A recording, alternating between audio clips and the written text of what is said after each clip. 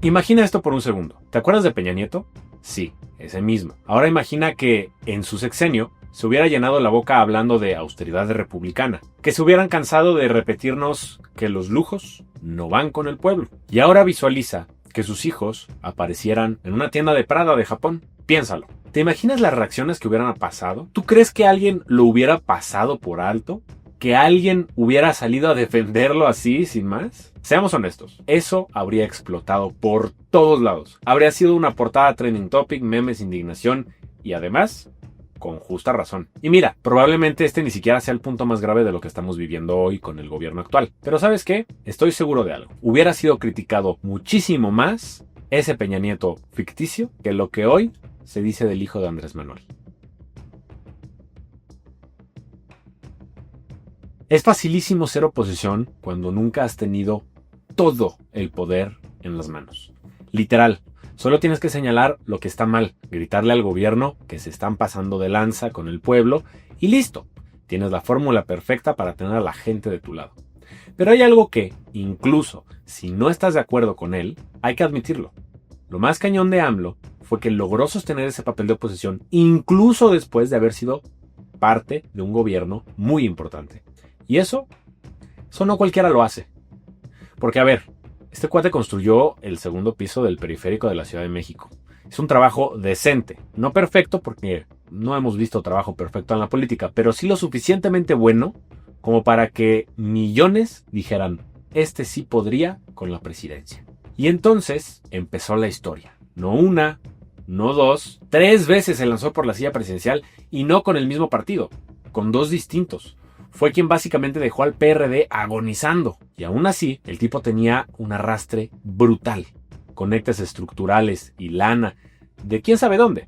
Nadie se atrevía a cuestionarlo hasta ahora. El eterno candidato se la vivía señalando todo. Lo de Pemex, la estafa maestra, los errores de discurso de los críticos en Twitter, los datos de inflación. Y prometía que si él fuera presidente, México crecería un 4% anual. ¿Y sabes qué? Muchos se la creyeron. Empresarios, inversionistas, hasta las élites dijeron, vamos con él. Y cuando criticaban las mega obras, ahí sí se lucía. Decía que cómo era posible que el gobierno gastara en un aeropuerto que se hundía con contratos turbios, en una obra que olían a corrupción. Y claro, con el historial del PRI, también reventaba con todo a Calderón por la guerra contra el narco. Decía que eso desató una violencia brutal. Y que si él hubiera sido presidente, hubiera optado por la paz. Uniría al país y nada de abrazos, solo balazos. Y sí, sus discursos pegaron, mucho, porque sonaban bien, porque eran lo que queríamos escuchar. Sobre todo, la corrupción es el cáncer de México y él tenía la cura. Eso pegó. Prometió limpiar al gobierno de raíz, que en cuanto él llegara, la corrupción saldría por la puerta. Pero no pasó. México apostó por alguien que parecía tener todas las respuestas. Y lo que nos encontramos fue un gobierno que, como su diagnóstico, también estaba bastante lejos de ser perfecto. Uno de los grandes errores fue que al tener todo el poder, se perdió toda la autocrítica. ¿Quieres pruebas? Ahí te van. Segalmex, el escándalo de corrupción, es nada más grande de la historia de México. Ni la estafa maestra se atrevió tanto. ¿Y los fideicomisos? ¿Dónde quedó ese dinero? Porque nos dijeron que había corrupción, que nunca se probó, pero desapareció el dinero. Rosario Piedra en la CNDH, Bartlett en la CFE. Espera, ¿no era el mismo Bartlett que antes AMLO criticaba por su terrible corrupción?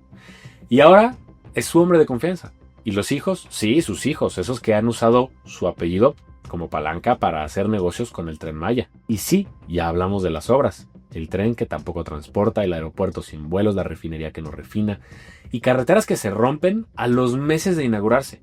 ¿Te imaginas a AMLO como oposición viendo eso desde la barrera? Estaría incendiado Twitter todos los días. Criticó que con Calderón solo crecíamos el 3% y ahora, quitando la pandemia, no ha crecido ni eso. ¿Dónde quedó el 4%? Criticó la violencia, pero su sexenio es el más sangriento de todos. Más homicidios, más desaparecidos, más enfrentamientos y más impunidad que jamás se haya visto. Y lo peor es que dividió al país hasta los huesos. Hoy México está partido en 2. Una mitad a favor y una mitad harto. Y la neta, nadie quiere ver que en el fondo todos queremos lo mismo, un país que funcione. Pero se volvió moda pensar que si alguien criticaba algo, era opositor, como si pensar diferente fuera traición. Y eso, ojo, es muy peligroso. ¿Te acuerdas del desafuero? Ese fue el momento que convirtió a AMLO en leyenda política. La imagen de la resistencia, el que se atrevía a decir esto está mal, cuando todos callaban. Ahora imagina que ese AMLO estuviera hoy en la oposición. ¿Qué diría? Seguro no dejaría pasar la mitad de las cosas que hoy se callan. Veríamos Reforma bloqueado un día sí y otro también. Habría protestas, videos, discursos encendidos como antes. Pero hoy la oposición queda muy mal, parece apagada. Un Ricardo Anaya regresando del exilio a pelear reformas que ya están firmadas casi. Lili Téllez en debates donde parece que grita más de lo que convence. Y mientras tanto, AMLO ya no es el que grita. Es el que manda, pero también es el que calla. Y entonces, ¿qué nos toca a nosotros? Pensar, preguntar, exigir, aunque incomode, aunque no sea popular. Porque si el que un día gritó contra la injusticia hoy calla ante lo mismo, alguien tiene que seguir usando esa voz para poder gritar lo que hoy se calla. La pregunta es, ¿vas a ser tú? La neta es clarísimo. No tenemos la oposición que necesitamos, ni la que queremos. Y mientras tanto, el gobierno sigue cometiendo errores graves, gigantescos, de esos que uno no puede pasar por alto, aunque se esfuerce. Y entonces uno se pregunta, ¿qué hacemos con esto? ¿Solo quejarnos? ¿Solo señalar? No se trata solo de juzgar al gobierno, se trata de tener el valor de proponer soluciones, pero soluciones reales, tangibles, que se puedan aplicar hoy, no algún día, que se noten en la calle, no solo en el discurso bonito, porque prometer es facilísimo. Decir, yo lo habría hecho mejor, desde afuera, está padrísimo, pero transformar de verdad, eso es otra historia. Lo que no puede, por más que lo intente 1000 años, es cambiar la naturaleza de las cosas. Si no cambia primero la visión, si no cambia la mentalidad, si no cambia el corazón, y eso sí depende de nosotros, de dejar de ser solo crítica y empezar a ser los constructores, los arquitectos del futuro, de dejar de esperar a alguien que llegue como el bueno y empezar a ser parte de los que sí tienen algo que proponer.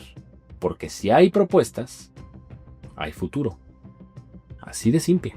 Ahora recuerda, prepárate, infórmate, influye.